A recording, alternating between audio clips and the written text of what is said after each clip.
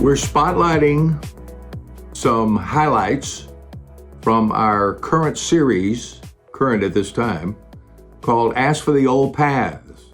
You can find it at raymccollum.com. You can find it on our YouTube channel. I believe it contains a message that's a prophetic word from God to the church today.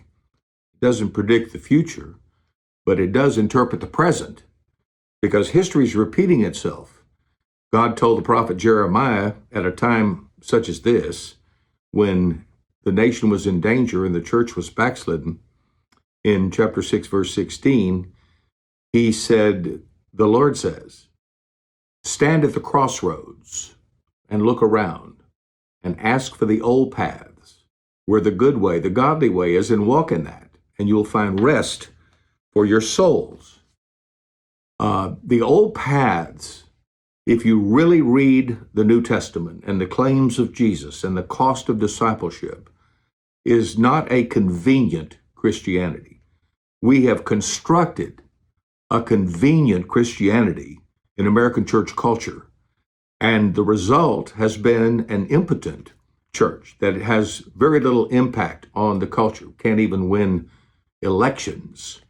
We continue to put pro-abortion candidates into the halls of power.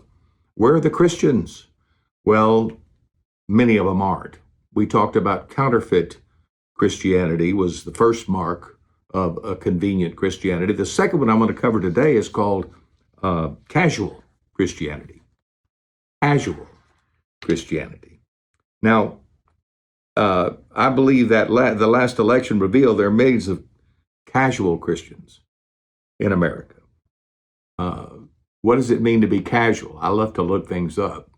Casual is relaxed and unconcerned. That's what the word in the dictionary. Casual means relaxed and unconcerned. Last year, we could already see our nation, the fate of our nation was hanging in the balance. We could see the stakes were extremely high. And yet, millions of self-professing Christians did not vote, did not participate in the process at all. When you point out the problems in our country, the dangers of the modern American Marxists that are now really running the government, they were casual about it. They were relaxed. They were unconcerned. And look what happened. You see, a casual Christianity won't pay the price to be informed, to pray, to vote, or get involved in the government. Casual Christians cling to false doctrines like the secret rapture, which we're going to do a whole series on that soon on Spotlight. But this idea that the church is going to lose in history and time, and before Jesus comes back, we're going to get worse and worse. And these people they use this doctrine of the escapism and defeatist eschatology, the way they see the future as losers. They use that as an excuse to remain casual, to be relaxed, unconcerned. Why should we, get involved? Hey, it's really supposed to get worse and worse. Friends, I don't even want to get into that right now. I've got that for another spotlight, but I'm just saying that no one ever told them that this idea of escapism and some kind of a secret rapture, there is a second coming, but it's not a secret. I'm going to tell you, when Jesus comes back, he's not coming back in a secret way. He's coming back to judge the nations. Casual Christians are quite willing to surrender their freedoms to secure a sense of safety. Well, I'll do a spotlight on that one. You see, the choice that's going to confront us is, do we value our freedom or do we value our safety? Which do we value more? Now, I want to be free and I want to be safe. And in an ideal world, a world when it's right, we can have freedom and safety.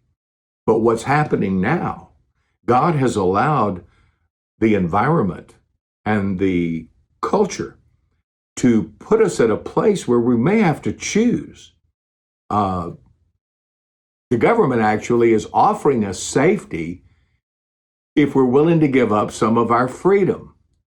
They did this with the mask mandates back when COVID hit, but it's gotten more intensified, and it could very well get even more intense. And the question will come down to, if it comes to a choice, will you choose your freedom or your safety? Well, I'm going to tell you, we better make the right choice. The right choice is always freedom. You can never have freedom unless you're willing to risk some safety. You can't win a war unless you've got men and women who are willing to risk their safety to preserve their freedom. There's so much more I want to say on that. I also say that this convenient Christianity that we've created has marks to it. It produces counterfeit Christians, and it accommodates what we call cultural, I lost my train of thought. It accommodates this casual Christianity. You can be comfortable as a casual Christian. That's going to come to an end as things go forward. So we need to ask for the old paths. Check it out online. Let me know what you think. I'd love to hear from you. That's all till next time.